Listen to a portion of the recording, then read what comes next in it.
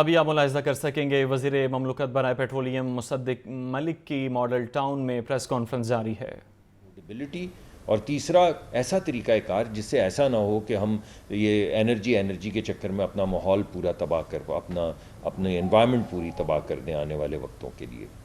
اس میں بہت سی خبریں آپ کو میں پہلے دے چکا ہوں. آج ایک اہم خبر میں آپ کے سامنے پیش کرنے جا رہا ہوں. اس سے پہلے انرجی کے حصول کے لیے آپ کو معلوم ہے کہ 10-15 سال سے ہمارے جو سمندر میں ہمارے ایسٹس ہیں، یہ سمندر کے اندر جو کنویں کھودے جا سکتے ہیں، اس کا عمل بالکل رکا ہوا تھا. تو اب وزیر اعظم کی ہدایت پر 16 سے 24 کے قریب کنویں جو ہیں ان کو بڈنگ کے لیے ڈال دیا گیا ہے، اور آنے والے کچھ ہی وقت میں ان کی بڈز آنی شروع ہو جائیں گی. اور اس سلسلے میں ہم بین الاقوامی سطح پہ امریکہ میں بھی مختلف کمپنیوں کے پاس گئے، آذربائیجان میں بھی مختلف کمپنیوں کے پاس گئے. تو آپ کو میں یہ نوید دینا چاہتا ہوں کہ آنے والے وقت میں اس بڈنگ کے ذریعے بہت بہت بڑے انشاءاللہ جو تیل کے ذخائر اور گیس کے ذخائر ہمارے سمندروں میں موجود ہیں، اس میں ڈرلنگ کا کام آنے والے وقت میں شروع ہو جائے گا.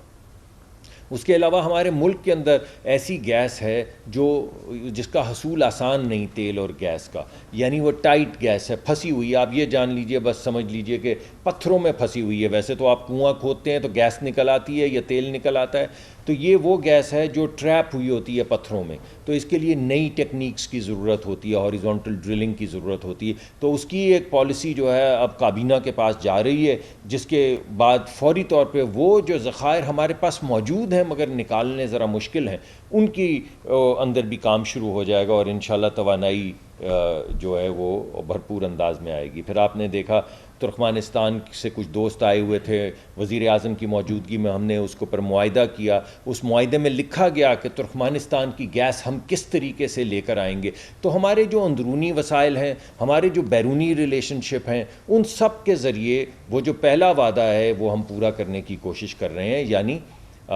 توانائی کسی بھی وقت پاکستان میں کم نہیں ہونی چاہیے.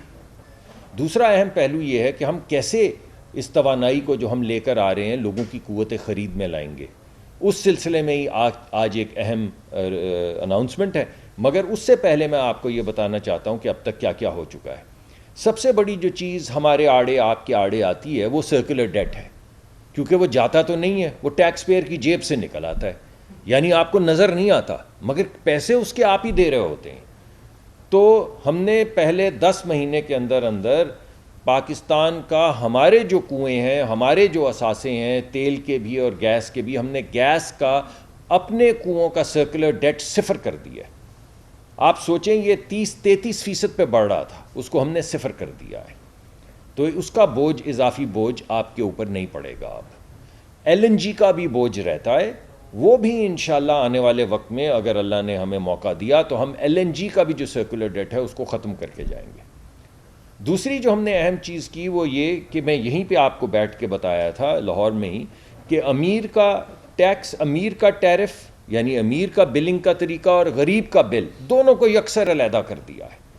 اب امیر آدمی جو ہے، جو تھوڑے سے صاحب حیثیت ہیں، وہ دگنی قیمت ادا کرتے ہیں اتنی ہی گیس کی، بعض مرتبہ دگنی سے بھی زیادہ گیس کی قیمت ادا کرتے ہیں جو ایک غریب آدمی دیتا ہے اتنی گیس استعمال کرنے پہ. تو یہ دوسرا طریقہ کار تھا جس کے ذریعے ہم نیچے لے کر آئے قیمت. مگر جو سب سے اہم اعلان میں آج آپ کے سامنے کرنا چاہتا ہوں وہ یہ ہے کہ آپ کو یہ معلوم ہے کہ ہر سال پاکستان میں ڈرائی آؤٹ ہو جاتے ہیں. یہ پچھلے سال میں بھی آپ نے دیکھا ہے کہ لائنیں لگ گئیں اور پٹرول پمپوں کے اوپر سے پٹرول نہیں مل رہا. وہ کہہ رہے ہیں ہماری LC نہیں کھل رہی، ہمارے پاس پٹرول نہیں ہے. ذخیرہ اندوزوں کو موقع دیا جاتا ہے کہ وہ ذخیرہ اندوزی کریں، کیونکہ ہماری جب پرائس بڑھنے کے قریب آتی ہے تو لوگوں کو پتہ ہوتا ہے کہ قیمت بڑھ جائے گی تیل کی، تو وہ ذخیرہ اندوزی شروع کر دیتے ہیں. تو آج میں آپ کے سامنے ذخیرہ اندوزی کا توڑ پیش کر رہا ہوں. ہم ایک نئی پالیسی لے کر آئے ہیں جس کا نام ہے بانڈڈ ویئر ہاؤس. اس کا مطلب ہے کہ دنیا میں کوئی بھی شخص، کوئی بھی ایسی کمپنی جو حلال کا کام، جائز کام، لیگل کام تیل کی ٹریڈنگ کی کرتی ہے، وہ کمپنی اب پاکستان میں آ کے اپنے سٹوریج بنائے گی. پاکستان میں پہلی بات، پاکستان میں زر مبادلہ آئے گا. دوسری بات، پاکستان کے اندر سٹوریج بڑھے گی. تیسری بات، کوئی بھی ایسا وقت نہیں ہوگا جب پاکستان میں ہزاروں ٹن یا لاکھوں ٹن کی صورت میں ہماری جو سٹوریج فیسلٹی ہے اس میں تیل نہ ہو. تو پہلے یہ جو اجازت تھی یہ صرف آئل مارکیٹنگ کمپنیوں کو تھی. آپ کے پیٹرول پمپ والی جو بڑی بڑی کمپنیاں ہیں صرف وہی پیٹرول لا سکتی تھی, اب اور کوئی نہیں لا سکتا تھا. اب کوئی بھی دنیا کے بڑے ترین ٹریڈرز جو ہیں وہ پاکستان میں آ کر تیل لا کر پاکستان کے پورٹ کے اوپر کراچی میں یا بانڈڈ ویئر ہاؤس, آپ کو تو معلوم ہے بانڈڈ ویئر ہاؤس پورے ملک میں ہوتے ہیں, تو ان بانڈڈ ویئر ہاؤسز کے اندر لا کے اپنا تیل سٹور کر سکتی ہے, تاکہ کسی بھی وقت اگر پاکستان میں تیل کی کمی ہو, کسی بھی وقت, جو ہر سال ہوتی ہے, جب بھی قیمتیں بڑھنے لگتی ہیں تو وہ ذخیرہ اندوز روک لیتے ہیں مال. اب کیسے روکیں گے؟ اب تو لاکھوں ٹن جو تیل ہے وہ موجود ہوگا پاکستان کے اپنی سٹوریج فیسلٹیز میں, جس میں کسی بھی وقت چھوٹے چھوٹے پیٹرول پمپ والے جو سب سے زیادہ اس سے متاثر ہوتے ہیں وہ جائیں گے اور وہاں سے تیل خرید کر اپنے پیٹرول پمپ چلا سکیں گے. یعنی وہ جو کچھ لوگوں کی اجارہ داری تھی وہ اجارہ داری ختم کر دی گئی ہے. تو اب پاکستان میں کوئی بھی ایسا وقت ہم آنے والے وقت میں نہیں دیکھ رہے جب پاکستان میں تیل کی شارٹیج ہو اور کبھی بھی آپ کو لائنیں نظر آئیں پیٹرول پمپوں کے باہر. دوسری اہم بات یہ ہے کہ جب ہم باہر سے پیٹرول لاتے ہیں تو آپ نے دیکھا کہ جب ذرا ہماری کوئی زر مبادلہ کی صورتحال سخت ہو تو ہماری ایل سی کنفرم ہونے میں پرابلم آتی ہے. آپ نے کئی دفعہ میرے سے یہ سوال بھی پوچھا کہ جی ایل سی کنفرم نہیں پی ایس او کی ہو رہی, فلاں کی ایل سی نہیں کنفرم ہو رہی, آپ سوال پوچھتے ہیں. اب بھی سٹوریج کے ذریعے ایل سی کنفرم ہونے کی جو مصیبت تھی اس کا حل تلاش کر لیا گیا ہے, کیونکہ بین الاقوامی کمپنیاں جب یہاں پر آئیں گی تو یہاں پر رجسٹر ہوں گی, یہاں پر رجسٹر ہوں گی تو یہاں پہ اپنے بینک اکاؤنٹ کھولیں گی. اب جب ایچ بی ایل کا بینک اکاؤنٹ ہوگا اس کا جس نے تیل بیچنا ہے, اور یو بی ایل کا اکاؤنٹ ہوگا یا ایم سی بی کا اکاؤنٹ ہوگا یا بینک الفلاح کا اکاؤنٹ ہوگا اس کا جس نے تیل خریدنا ہے, تو کنفرمیشن والی بات تو ختم ہو گئی نا. بین الاقوامی جو ایل سی کی کنفرمیشن کے $8-10 جس کا بوجھ آپ کو اٹھانا پڑتا ہے بیکاز وہ ایل سی کنفرمیشن کے پیسے جو ہیں وہ قیمت میں تیل کی آ جاتے ہیں. تو اب جب لوکل بینکوں کے ڈالر اکاؤنٹ میں ٹرانزیکشن ہوگی یا روپوں میں ٹرانزیکشن ہوگی تو جو ایل سی کی قیمت جو لوگوں کو ادا کرنی پڑتی ہے وہ ایل سی کی قیمت ختم ہو جائے گی. تو دو چیزیں ہو گئیں. پہلی بات تو یہ کہ کبھی بھی وہ ذخیرہ اندوزوں کی اجارہ داری جو ہے وہ ہمیشہ کے لیے ختم کر دی گئی ہے. کسی بھی وقت پاکستان میں لاکھوں ٹن تیل جو ہے وہ موجود ہوگا. دوسرا, جو ایل سی کی قیمت ادا کرتے ہیں آپ, کیونکہ ایل سی کنفرم نہیں ہوتی, اس کی وہ بینک اضافی قیمت مانگتے ہیں. جب لوکل بینک ہوں گے, ان کے لوکل ڈالر اکاؤنٹ ہوں گے یا لوکل روپے کے اکاؤنٹ ہوں گے, تو وہ جو اضافی بوجھ غریب آدمی پر پڑتا ہے ایل سی کی قیمت کا, وہ بھی ختم کر دیا گیا. تیسرا, ابھی تو ہم صرف ڈالر میں تیل لا سکتے ہیں.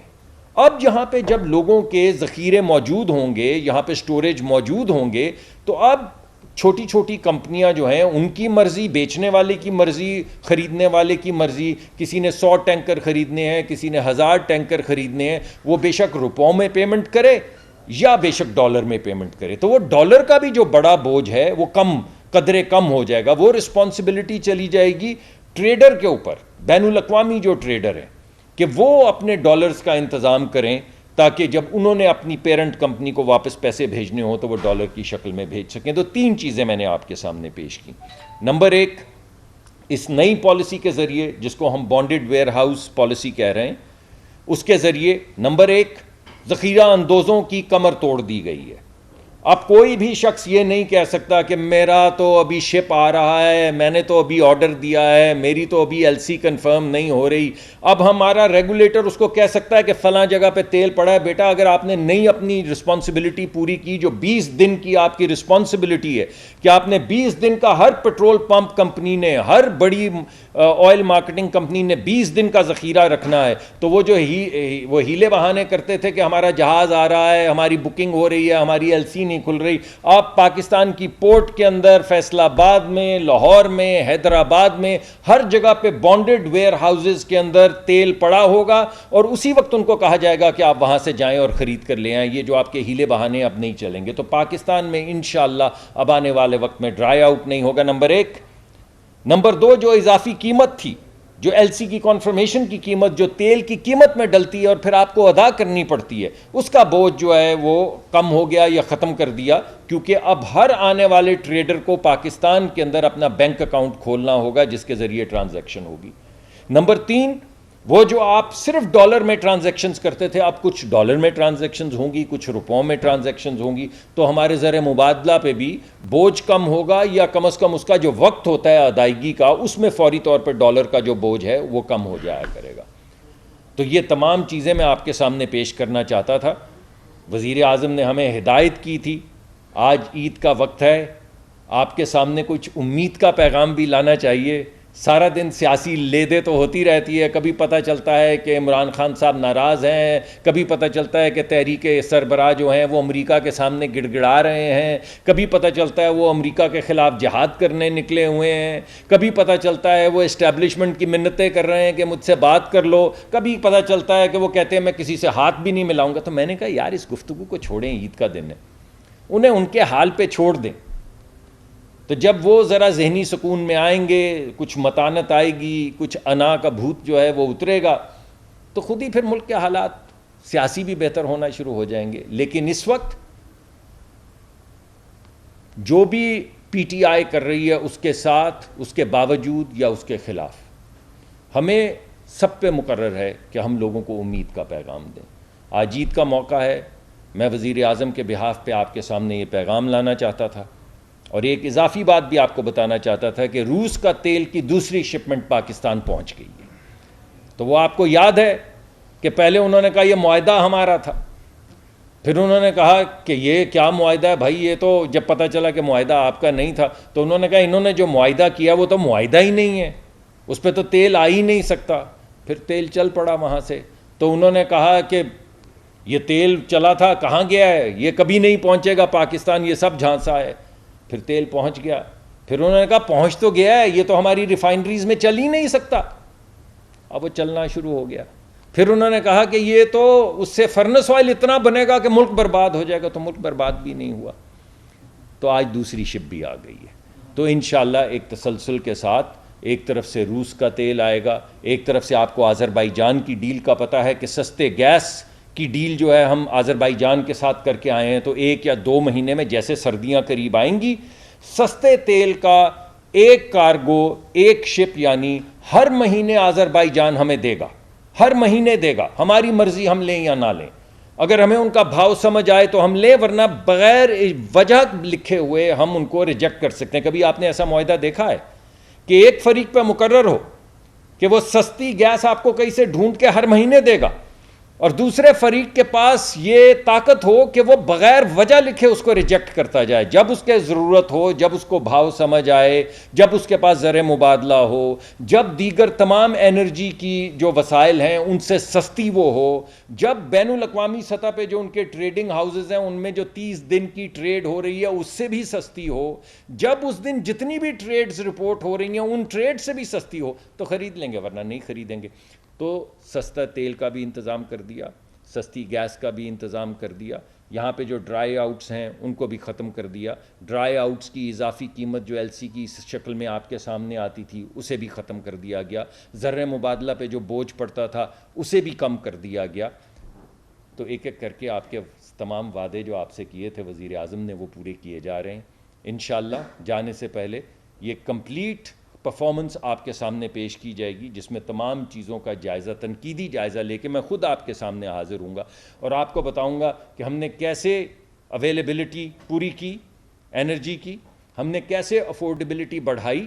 افورڈیبلٹی بڑھانے کا مطلب یہ نہیں کہ لوگوں کے اوپر بوجھ نہیں ہے، یہ مت سمجھ لیجئے، مگر ہم اس کو بتدریج کم کرنے کی کوشش کر رہے ہیں، اور کیسے ہم رینیوبل انرجی کے ذریعے، جس طرح وزیر اعظم نے 10,000 میگا واٹ کی شمسی توانائی کے 4 پروگرام کی اناؤنسمنٹ کی ہے، اور ہمیں ہدایت کی ہے کہ ہماری تمام تیل کی کمپنیاں جو بڑی بڑی ہیں، جو اس وقت پیٹرولیم کمپنیاں ہیں، ان کو رینیوبل انرجی کمپنی یعنی انرجی کمپنی کی طرف ان کا راستہ بدلا جائے، تاکہ وہ گرین ہائیڈروجن اور گرین امونیا اور رینیوبل انرجی کی طرف جائیں۔ تو تینوں وعدے انشاءاللہ پورے کریں گے۔ جانے سے پہلے آپ کے پاس دوبارہ حاضر ہوں گے اور پورے 1.5-1.25 سال کا جو تنقیدی جائزہ آپ کے سامنے پیش کریں گے. بہت بہت شکریہ. سر یہ بتائیے گا کہ آپ نے بڑی زبردست پریس کانفرنس کی ہے, تیل آ بھی رہا ہے, تیل جا بھی رہا ہے.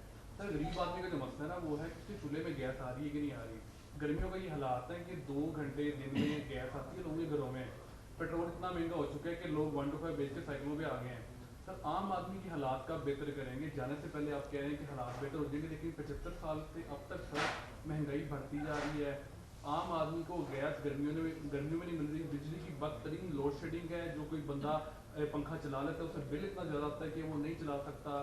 تو سر یہ حالات کا بہتر ہو کہ عام آدمی کے لیے نہ ایل سیز کا اس کو پتہ ہے نہ اس کو فورٹس کا پتہ ہے. یہ بتائیں سر یہ کام کب آپ لوگ جی یہ بات آپ کی ٹھیک ہے. دیکھیں یہ اس پوری سردیوں میں ہم نے آپ کے سامنے ایک وقت رکھا تھا کہ صبح 3 گھنٹے, شام کو 3 گھنٹے, دوپہر کو 2 گھنٹے, اور یہ جو اس کی انفورسمنٹ تھی وہ میں خود کرتا رہا ہوں سیکٹری صاحب کے ساتھ بیٹھ کے. تو اگر اس وقت کہیں آپ سمجھتے ہیں, یہ پچھلے دنوں جو سائیکلون پاکستان کی طرف آیا اس میں ہمیں اپنے ایک ہمارا LNG کا جہاز لگ نہیں سکا اور کچھ دیر کے لیے ہمیں اپنا جو جہاز ریسیو کرتا ہے LNG اس کو ڈسکنیکٹ کرنا پڑا. اس کی وجہ سے تھوڑا سا پریشر بڑھا کیونکہ بجلی والوں کو گیس دینے کی اشد ضرورت تھی.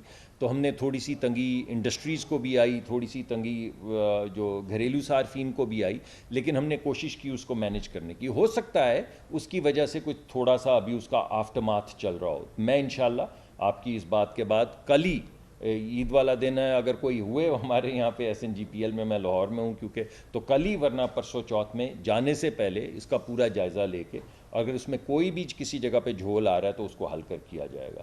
اور قیمتوں کے اندر